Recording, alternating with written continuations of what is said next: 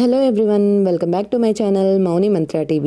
ఈరోజు వీడియోలో పిస్తా పప్పుతో ఐస్ క్రీమ్ ఎలా ప్రిపేర్ చేసుకోవాలో చూపించబోతున్నాను.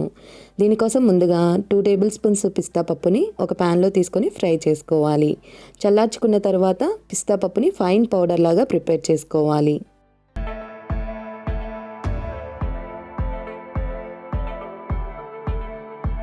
ఈ విధంగా ప్రిపేర్ చేసుకున్న పిస్తా పౌడర్ని పక్కన పెట్టుకొని ఒక బౌల్లోకి కొన్ని ఐస్ క్యూబ్స్ అలాగే కూల్ వాటర్ని తీసుకోవాలి. ఐస్ క్యూబ్స్ పైన మరొక బౌల్ని ప్లేస్ చేసుకొని మనం ముందుగా రిఫ్రిజిరేట్ చేసుకున్న విప్పింగ్ క్రీమ్ని బౌల్లోకి ట్రాన్స్ఫర్ చేసుకోవాలి. విప్పింగ్ క్రీమ్ని సాఫ్ట్ పీక్స్ వచ్చేంత వరకు హ్యాండ్ బ్లెండర్తో బ్లెండ్ చేసుకోవాలి. మీ దగ్గర హ్యాండ్ బ్లెండర్ లేనట్లయితే మిక్సీ జార్లో కూడా ప్రిపేర్ చేసుకోవచ్చు.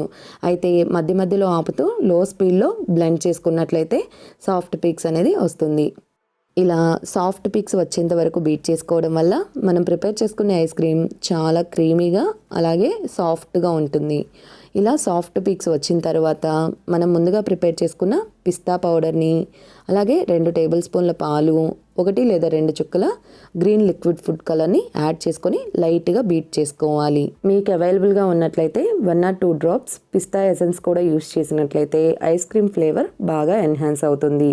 అలాగే 2 టేబుల్ స్పూన్స్ మిల్క్ మేడ్ని ఆర్ కండెన్స్డ్ మిల్క్ని యూస్ చేయాలి.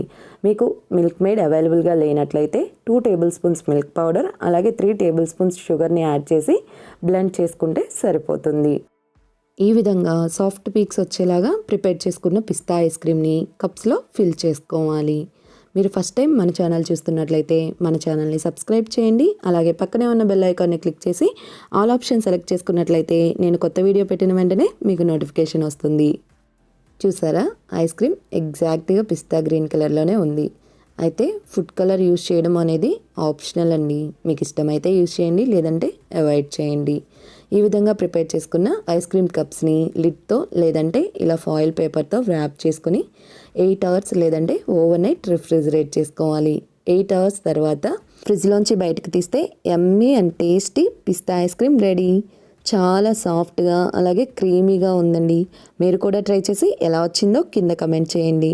ఈ వీడియో మీకు నచ్చినట్లయితే మన ఛానల్ని సబ్స్క్రైబ్ చేయండి. అలాగే ఈ వీడియోని లైక్ చేసి షేర్ చేయండి. Thank you so much for watching.